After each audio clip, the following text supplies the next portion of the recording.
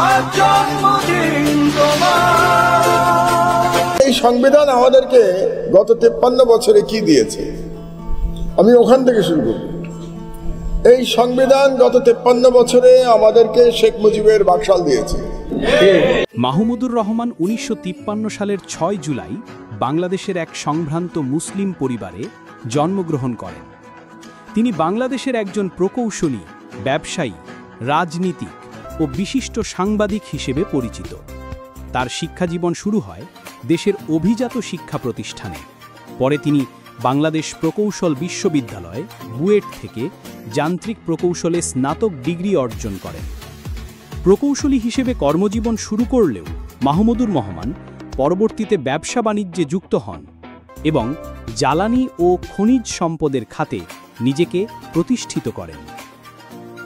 ব্যবসায়িক সফলতার সুবাদে 2001 সালে বিএনপি নেতৃত্বাধীন 4 দলীয় জোট সরকার তাকে প্রধানমন্ত্রীর জ্বালানি উপদেষ্টা হিসাবে নিয়োগ দেন। তিনি প্রতিমন্ত্রীর মর্যাদায় দায়িত্ব পালন করেন এবং এ সময় দেশীয় জ্বালানি খাতে বেশ কিছু গুরুত্বপূর্ণ সিদ্ধান্ত গ্রহণে ভূমিকা রাখেন। 2008 সালে তিনি জাতীয় দৈনিক আমার দেশ পত্রিকার ভারপ্রাপ্ত সম্পাদক হিসেবে যোগ দেন। এই পত্রিকাটি সরকারের বিরুদ্ধে দুর্নীতি ও স্বেচ্ছাচারিতার খবর প্রকাশের জন্য আলোচিত ও সমালোচিত হয়। মাহমুদুর রহমানের সম্পাদনায় পত্রিকাটি দ্রুত জনপ্রিয়তা অর্জন করে, কিন্তু তার তীব্র সরকার বিরোধী অবস্থান ও লেখালেখির কারণে বারবার চাপ ও নিপীড়নের মুখে পড়ে। তিনি একাধিকবার গ্রেফতার হন এবং বিভিন্ন মামলায় কারাবন্দী থাকেন, যার মধ্যে রাষ্ট্রদ্রোহ, মানহানি ও তথ্য প্রযুক্তি আইনে দায়ের করা মামলাও রয়েছে। কারাবন্দী অবস্থায়ও তিনি সংবাদপত্র ও মত প্রকাশের স্বাধীনতার পক্ষে সোচ্চার ছিলেন। মাহমুদুর রহমানের সমর্থকেরা তাকে মত প্রকাশের স্বাধীনতার একজন সাহসী যোদ্ধা হিসেবে বিবেচনা করেন। আবার সমালোচকেরা তাকে রাজনৈতিক উদ্দেশ্যপ্রণোদিত সাংবাদিকতার প্রতীক মনে করেন।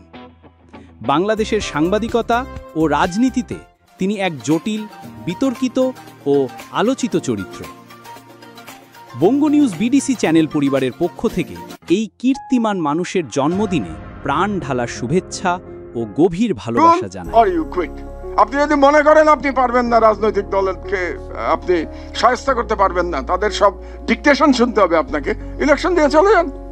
শেষ, ইলেকশন দিয়ে চলে যান, নির্বাচন দিয়ে দেন, নির্বাচন দিয়ে চলে যান। যার মাথা ব্যথা, যার রাজনৈতিক দল বুঝবে রাষ্ট্র কেমনে চলবে।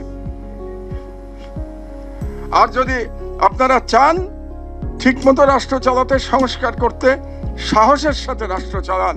জনগণ, ছাত্র জনতা, আপনাদের নিয়ত ঠিক থাকলে ছাত্র জনতা আপনাদের সঙ্গে আছে, কিন্তু আপনাদের নিয়ত ঠিক থাকতে হবে।